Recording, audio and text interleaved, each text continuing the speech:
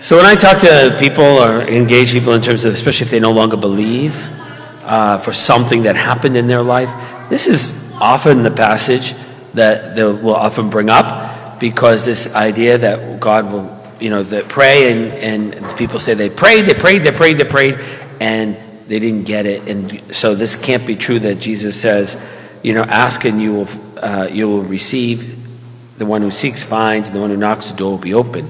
And it caused me to think, because I have to admit, for years, even myself, having seen this, is about really getting things from God.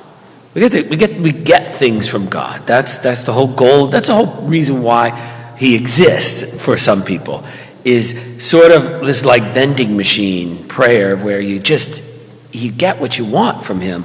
Almost like in Aladdin's lamp. If you just rub it, that's what prayer is, and poof, you get your 3 wishes, you get everything you want.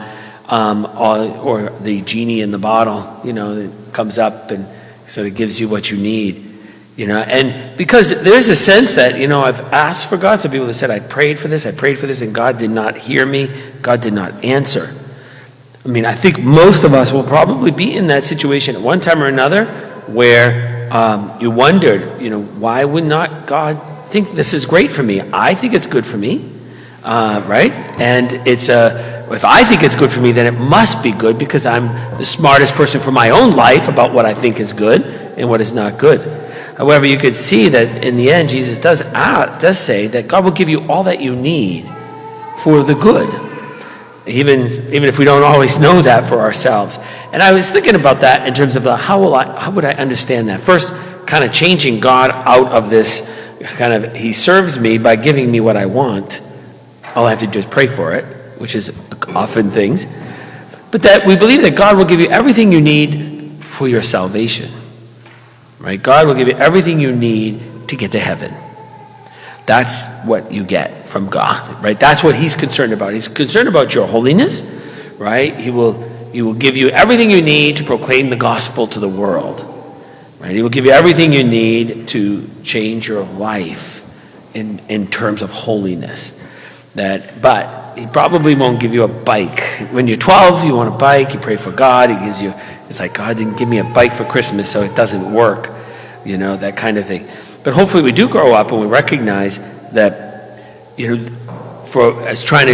I understand that when you ask something for anything, that it's usually, that's what they're in the business of giving you. So you don't, go to McDonald's and ask for a Whopper, right? Because that's not what they give there, right? They may give another kind of thing. Or then sometimes when we're in a relationship with God, it's asked, is this really what God is about? Is this really what He does, or what He has offered to the world? We believe that God will provide everything you need to be holy. That for sure.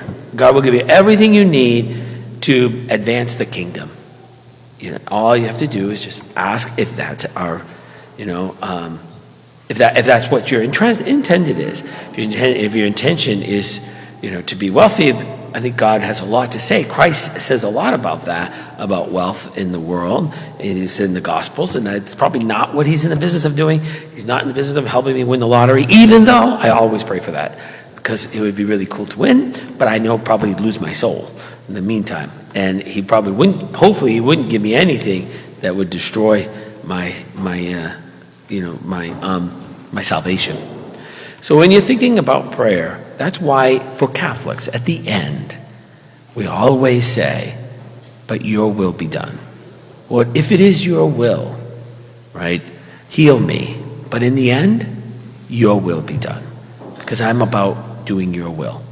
That's ultimately what's going to answer. And if it's something that's very difficult for us, like even the not healing of people we love, that, Lord, if it's your will, please heal, my mother, my father, whatever it is.